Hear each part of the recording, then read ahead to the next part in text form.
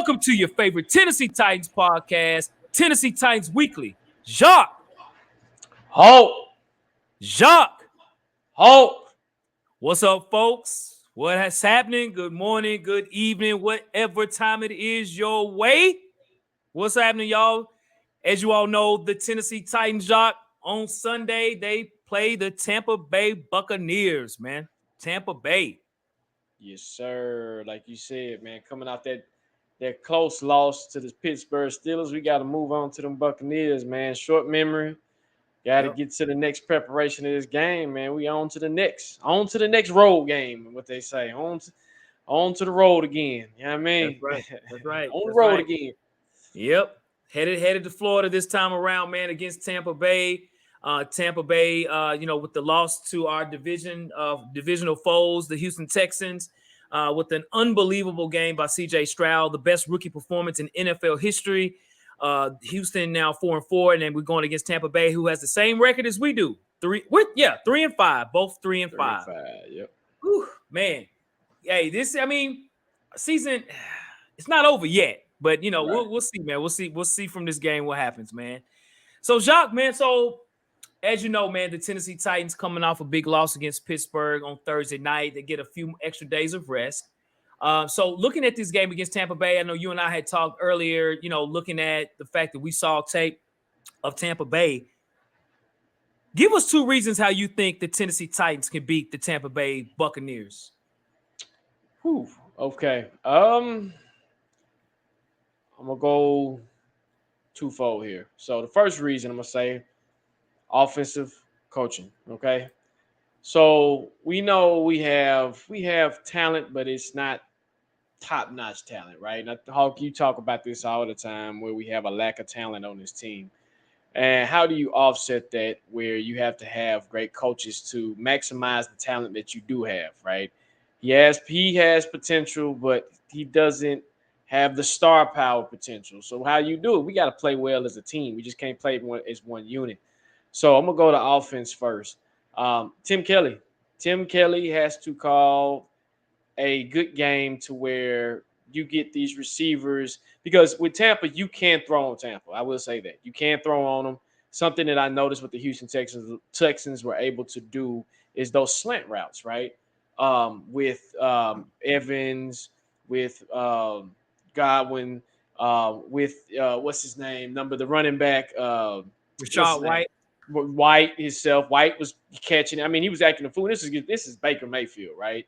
So you have to dial up something to get these receivers in space. I know Cal Phillips had a decent game in when he played the Steelers. You got to get DeAndre Hopkins involved early.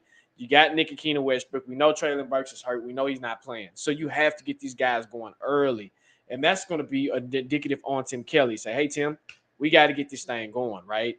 And so I want to see if we can attack the middle early, right? And push the ball downfield. And when we do get in the red zone, Tim Kelly has to call an efficient game in the red zone because I think we're bottom 2 or 3 in the league of red zone efficiency, right? So once we get in the red zone, we got to score points. So that's one way we got to win. It's not the players. I mean, they got to execute, but it's offensive coaching, okay? He has to call a hell of a game to get us going. On the defensive side of the ball, I'm going defense. I'm going on the defensive coach. I'm going to Shane Bowen, okay? Now, we know late the defense has been slacking, okay? They have been slacking.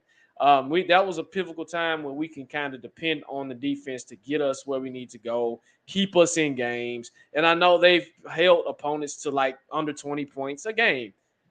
But when you're holding them under 20 points a game and they're scoring in the most crucial times of the games, does that holding them under 16 really count, right? So from Shane Bowen, he needs to dial up a game where we are running stunts, where we're running these blitzes, where you're getting to the quarterback. One thing we didn't do last week was get to Kenny Pickett. I don't even think he was touched. Okay? Nope. Unfortunately, we didn't get a sack on out there. Right. Now you're playing a Baker Mayfield who was a little bit more mobile, but you still can contain him in the pocket. Okay. So I need Shane Bowen to dial up something where get Jeffrey Simmons involved, Arden Key, Landry. We need to get these guys, Tier Tart, he's back. We need to get these guys involved early. You get to them early, where we beat them in out of plus territory and you keep them in negative territory in their own end zone, we should be able to win this game. Also, with the secondary, we know we're going against a high power receiving core, right? Especially with Mike Evans. Mike Evans has torched us every time we've played the Bucs. Okay, then you got Chris Godwin who does his thing. Then you got White who's an extra element into the in the passing game. So with those three elements, we got to figure out a way how to dial up from the bomb play because that's Mike Evans' bread and butter is the deep ball, right? He can catch mid, low, high, but he really gets funky when it comes to catching the deep ball. So if you can eliminate the big plays and get pressure on the quarterback, we should be able to win this game. What about you, Hawk? Facts, no paper, man. All smoke that you just stated, bro. And for those that watch our pregame show, all I'll ask you all to do is to go back and listen when the game is over to what we say, and you'll be shocked of how on we're on. When I tell y'all about the Pittsburgh Steelers game, 95% of things we said as to how they can win or lose, we said that, and it was right on point. So I'm gonna add to that, Jacques. So when I look at Tampa Bay on defense, now their rush defense is pretty good now. They stopped the run pretty well. But when it comes to the passing game, they are awful. They are awful. When you look at Tampa Bay, they're bottom, I want to say, I know 28 or 29th in the league in defense. And it's not because of the rush defense, it's because of the pass defense. They give up almost 375 yards a game in passing. As you all know, again, C.J. Stroud looked like the best quarterback to ever play in a football game against them. He had 5 touchdowns. He had college numbers out there against an NFL defense, man. C.J. Stroud he was 30 for 42, 470 yards and 5 touchdowns. Noah Brown, 6 of those was 153 yards, and Tank Dell had 2 touchdowns. So, does that mean that's going to be our success or recipe? I don't know. But that's what you expose. And you go into the game knowing that Tampa has one of the worst defensive schemes out there when it comes to the pass in the entire league. I think you do test their corners. When you look at their corners, they don't have Sean Murphy-Bunting. Where is he at? He's with us, right? So right now you got guys out there. Carlton Davis, he's been struggling. I know he's been battling an injury issue right now. Jamel Dean has been struggling. Those guys are very aggressive corners. They're not good when it comes to playing deep coverage. Antoine Whitfield, again, he's a downhill safety as well. And they got Ryan Neal and Azeen out there.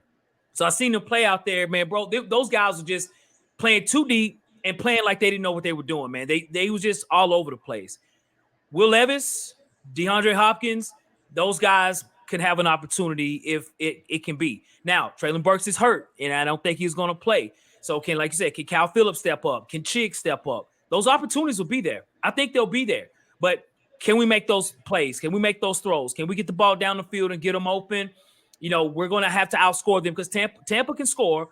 It can score on us. We have to really try to put as many points as we can. And I think passing the ball could be a very big positive for us. On defense, now I look at Tampa Bay's run game. We're looking at Rashad White. He's an up-and-coming running back, tall running back. Backup's Keyshawn Vaughn from Nashville. He's a backup. But White is a guy that gets the carries. Chase Edmonds is on his team, too, so he'll be playing against his brother Edmonds for us. But Baker Mayfield has been very inconsistent this year. And, and if you catch him on the right night, man, and our defense could put pressure on him and things like that, I think we can make it very difficult for Baker Mayfield. He did have a hell of a game against Houston. If you look at his stats, again, 21 for 30, 265, and 2 touchdowns. Baker Mayfield, for him, that's a good game. But for us, if we can keep it at that level, we will have an opportunity to win the ball game. We play Kenny Pickett. And to your point earlier, Jacques, we haven't, when we talk, you and I talk, we haven't played against good quarterbacks, right? And I'm not saying Baker Mayfield is bad, but he's not scary. And so I think we have an opportunity to, keep him in a box, let him throw dink and dunks. Mike Evans is a problem, yes, but if we can just sort of keep him in a balance and knock him on his back a bit, and I'm talking about Baker Mayfield, we should have a chance to beat the Tampa Bay Bucs, man. And facts, no paper. Give us 2 reasons, Hawk, how we can lose this game. Yes, sir. Yes, sir. And I tell y'all, before I get into how we can lose a game as well, we want to say thank you all watching the show. You can also check us out on Bleacher Report at the post game on Monday. That's when we'll air our show for Bleacher Report. So check us out. It'll be sort of in the morning, early evening. So check us out on Bleacher Report. We'll be doing the post game show for this game. Now, there's many ways we can lose this game, Jacques. Oh boy. So you look at Mike Evans, right? So Mike Evans is the only NFL receiver in NFL history has had 1,000 yards every year in his career, right? Since he was a rookie. Okay. Mike Evans' stats are unbelievable. And Baker Mayfield still throws to him. Baker Mayfield just made a comment saying that Mike Evans might be the best receiver he's ever thrown to in his entire career. So it lets you know he has confidence in Mike Evans. Mike Evans is going to ball out, ladies and gentlemen. So just get ready. Just be ready. I'm telling you that now he'll at least get one touchdown. If you have never seen him, this is this guy right here, number 13. You know what I'm saying? He's an all-pro guy out there, 6'4". He's a problem. Our DBs have been struggling. And if you look at our injury report, if you see what we have here, we got several people out. We got Sean Murphy Bunton that's going to be out, and he's doubtful. It don't look too promising for him to play against his old team. If there was any corner I think that could play him, would be him, and he's not playing. So Baker can go off because he has Mike Evans. They can definitely win from that standpoint with him throwing the ball.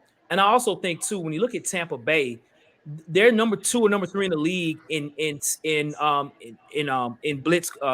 blitzes and sacks.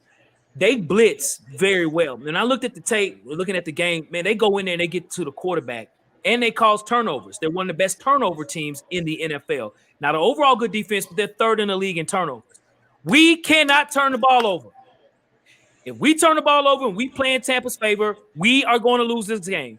They're an opportunistic defense. They will give up the pass, but they're going to come at you, okay? You got Shaquille Barrett out there. You got those guys. You got Levante David. You got Devin White. Up front, it's nothing but pure speed. Back end is a bit different. But Levante David and Devin White could probably play corner better than the corners can for the Tampa Bay Bucks. We got to watch these guys, man. So if we're not careful, we'll lose this game. What about you, Jacques? Oh, man, facts no paper. One reason is we're on the road. We still haven't won a game on the road, okay? And I don't think this is a big glaring stat, dog. I don't remember the last time we won on the road. I think it was sometime last year. Right. And we're still struggling with that. And I think if we don't get it together, we're going to lose again on the road. Now, that's just a tad bit. But, again, like you said, our offensive line has to block, and we've struggled, okay? We struggled against the Steelers, but we kind of picked it up after a while. But if we get to struggling early in this game, Steelers to me, are more physical and they're more bigger, right? Not as fast. Like you said, Buccaneers have a faster defense in the interior, right? Yeah. Number 9, Joe, he's pretty solid. Like you said, Davis. They got some solid dudes that are not afraid to rush the passer. And I know we have injuries on our offensive line. So that's really going to tell different, right? Nicholas Petit-Frere is hurt. He's done, okay? He's done for the season. So it's Dillard, our left tackle. I know Dylan Radis will get some playing time and whatnot. But if these guys don't block, Will Levis going to have a long day, okay? And like you said earlier, Todd Bowles likes to blitz. He's a defensive coordinator by trade, okay? And he's going to send the house when he sends the house. And he sees opportunities when he sees a rookie. Oh, he's really going to have a field day with it to confuse him, right?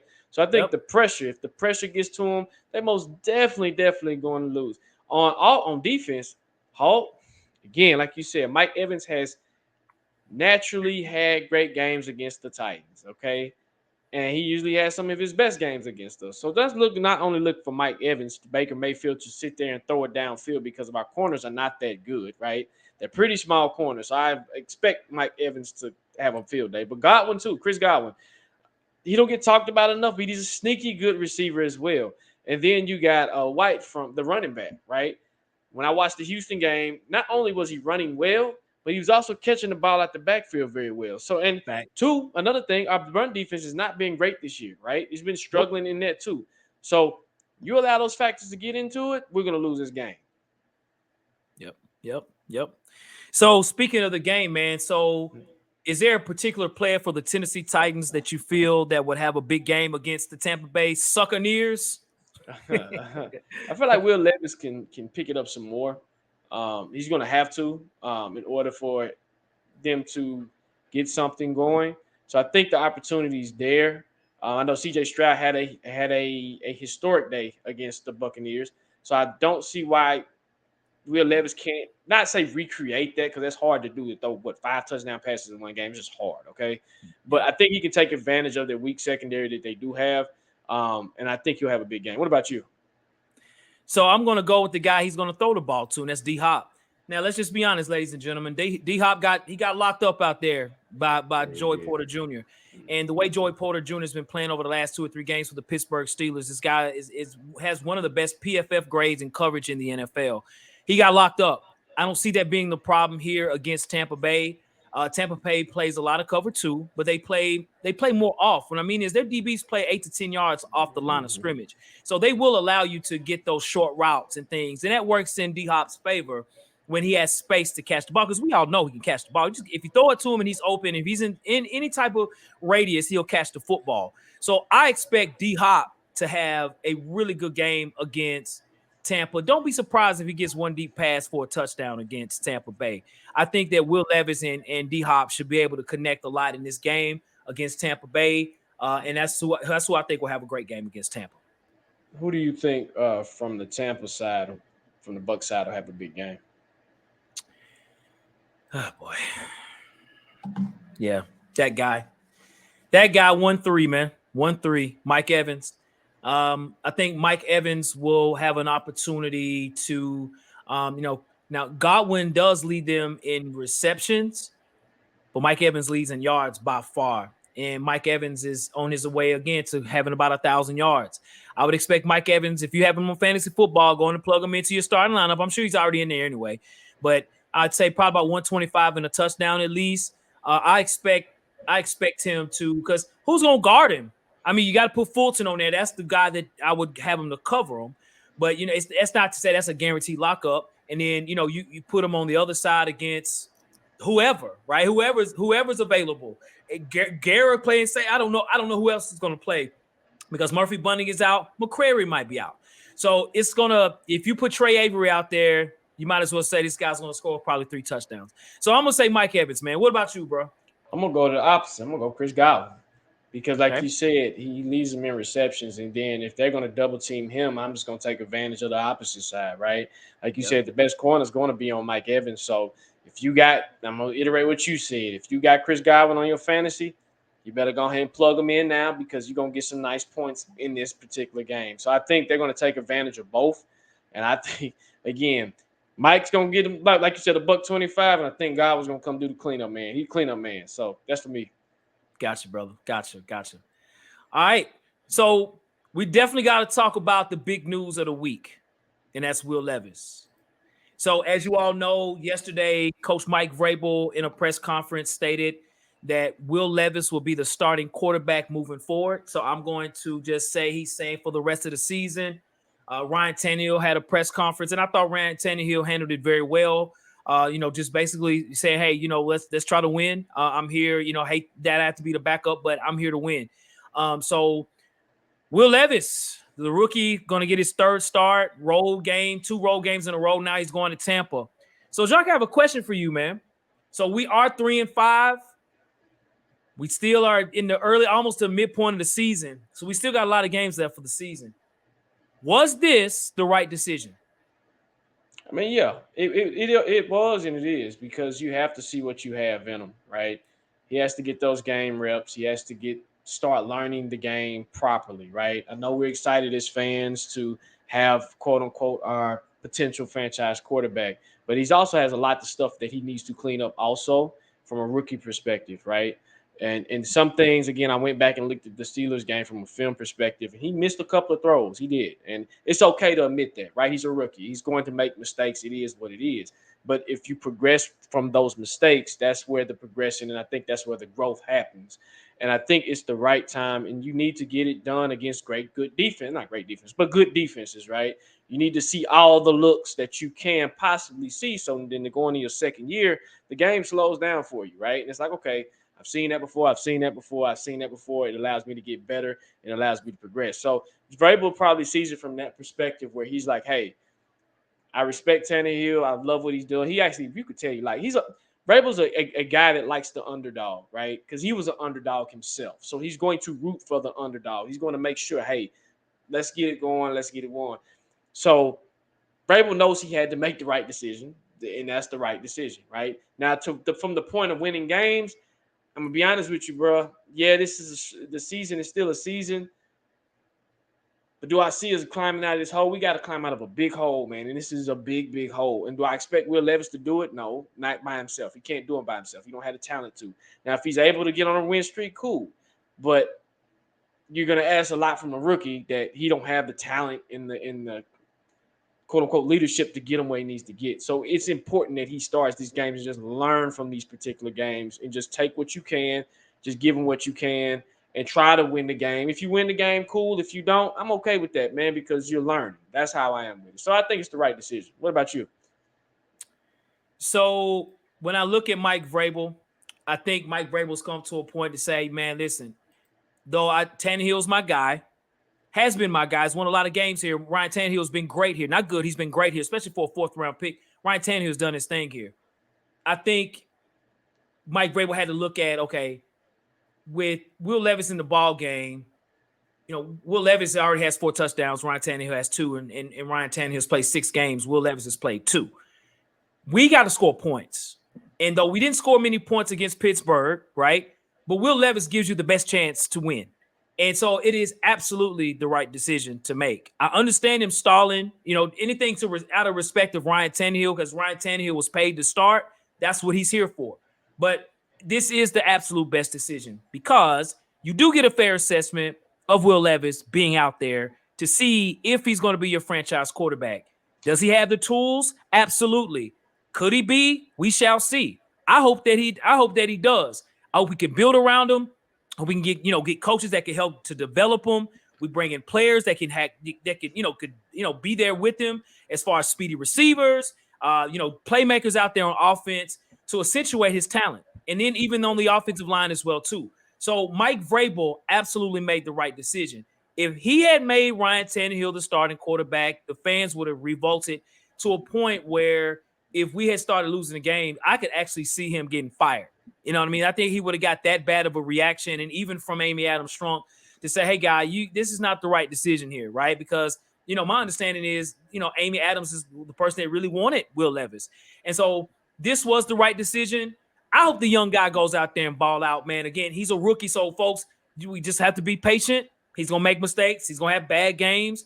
And at the same time, he's going to have great games. He's going to have opportunities to do something. So this is the right decision. You're playing against a team that will allow you to pass on them.